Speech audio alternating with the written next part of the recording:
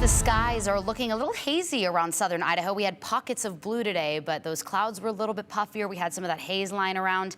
It's actually wildfire smoke. Yes, wildfire smoke in May moving south from Canada and western Montana. Some of that's kind of mixing with the cloud cover that we saw earlier today, so maybe hard to discern. But since we're already going to be dealing with this smoke, our Sophia Bliss looked into what we may expect in the months ahead for this year's fire season. It's mid-May, and we're already talking about wildfire smoke.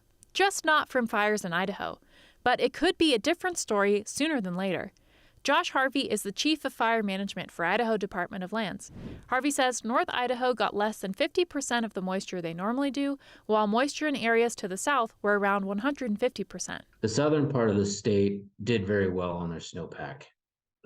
That's just kind of one of the factors that we look at as we head into the fire season. Really dictates green up and the amount of fuel that is going to be available later on in the summer for burning. Green up is a term that fire officials use to describe when new plant growth is starting. Harvey says typically that happens between April and May.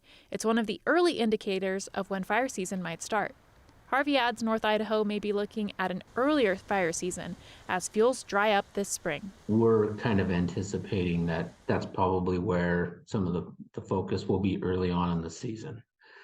As we get a little bit later into the season, the amount of moisture that the southern part of the state received this winter really tells us to expect like a lot of grass growth, a lot of green up. It's probably going to lend itself towards pretty heavy fuel loadings. Harvey says in the summer, when it's hot and dry, the grasses dry out and leave behind lots of fuel. That for us is a potential watch out situation. It's keep this area, on the priority list as a place that could potentially look at some large fire growth later on in the summer. So far, the Idaho Department of Lands has responded to 43 fires this year.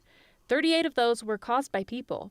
Only 207 acres burned in those fires, likely limited by the wetter conditions. The biggest variable really is the human-caused fires, and that's something that we always struggle with.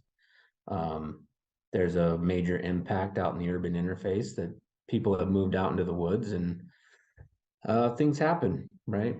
Some of them, most of it's preventable, but those preventable fires tend to be pretty devastating, and it's always a point of concern for us. For Idaho's News Channel 7, I'm Sophia Bliss.